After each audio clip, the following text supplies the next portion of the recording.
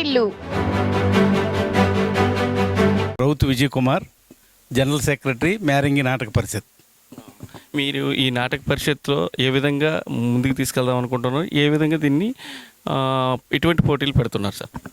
ఉభయ తెలుగు రాష్ట్రాల్లో ఈ నాటిక పోటీలు నిర్వహిస్తున్నాం. సాంఘిక నాటికల్ని బాగా సెలెక్ట్ చేసి చాలా మంచి ఉత్తమ ప్రదర్శన ఇచ్చినటువంటి నాటికల్ని 2 రాష్ట్రాల్లో ఉన్న వాటిని సెలెక్ట్ చేసి అందులో కొన్నిటిని మాత్రం మేము సెలెక్ట్ చేసుకొని రోజుకి 2 నాటికలు చెప్పున ఈ సంవత్సరం చేస్తున్నాం. గత సంవత్సరం అయితే రోజుకి 3 నాటికలు కూడా సెలెక్ట్ చేసుకొని ప్రదర్శింప చేయడం జరిగింది.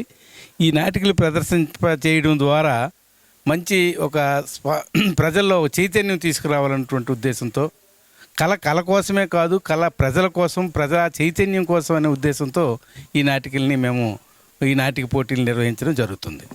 ఉన్న జనరేషన్లో సోషల్ మీడియా అవ్వచ్చు, ఎలక్ట్రానిక్ మీడియా అవ్వచ్చు, ఈ సమాజంలో మీరు నాటికలకి ప్రజలు ఏ విధంగా ఆకర్షితులు అవుతారని మీరు అనుకుంటున్నారు?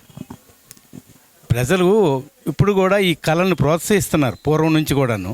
ఈ మధ్యకాలంలో మీడియా కానీ లేదా ఈ సెల్ ఫోన్లు, టీవీలు వచ్చిన తర్వాత కొంత తగ్గినా మరలా ఇటీవల చూస్తుంటే ప్రతి జిల్లాలో కూడా ఈ నాటక పరిషత్ పోటీలు జరుగుతూనే ఉన్నాయి. రాష్ట్ర వ్యాప్తంగా మన తెలుగు రాష్ట్రాల్లో, ఇతర రాష్ట్రాలు కూడా అంటే ఉదాహరణకు బిలాయిలో కూడా చాలా పెద్ద ఎత్తున ప్రవాసాంధ్ర భారతీయులను ఉద్దేశించి వాళ్ళు నాటకాలు నిర్వహిస్తున్నారు.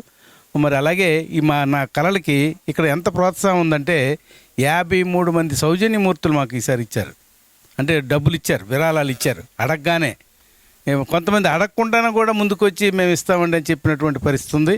మరి ఇక్కడ ఉన్నటువంటి ప్రేక్షకులు కూడా చాలా ఉత్తమమైనటువంటి ప్రేక్షకులు, అంటే బాగా దీన్ని ఆస్వాదిస్తున్నారు, కళల్ని, ఈ నాటికల్ని ఆస్వాదిస్తున్నారు. ఎప్పుడు ఏ రకంగా స్పందించాలంటే ఆ రకంగా చక్కనటువంటి స్పందన కూడా తెలియజేస్తున్నారు. ఇప్పుడు మీ పెదమేరంగిలో ఎటువంటి ప్రజల సహకారం అనేది ఉంది? ఆ సహకారానికి నాయకులు కానీ అటువంటి పెద్దలు కానీ సహకారం ఏ విధంగా ఉందండి?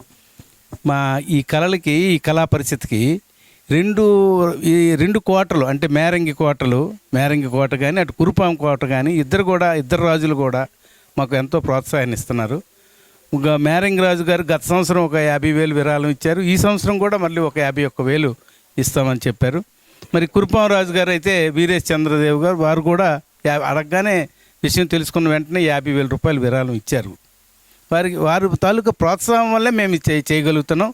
మా నాటక పరిస్థితికి ఎటువంటి రాజకీయాలతో సంబంధం లేదు. అన్ని రాజకీయ పార్టీలకి అతీతంగా, రాజకీయ పార్టీలు అనే ఉద్దేశం లేకుండా, దాన్ని దృష్టిలో పెట్టుకోకుండా, రాజకీయాలతో సంబంధం లేకుండా కళలను డెవలప్ చేస్తున్నాము. కళలు డెవలప్ చేయడానికి వాళ్ళిద్దరి తాలూకా రాజుల తాలూకా ప్రోత్సాహం, సహకారం ఎంతో ఉంది అని ఈ సందర్భంగా మీకు తెలియజేస్తాం.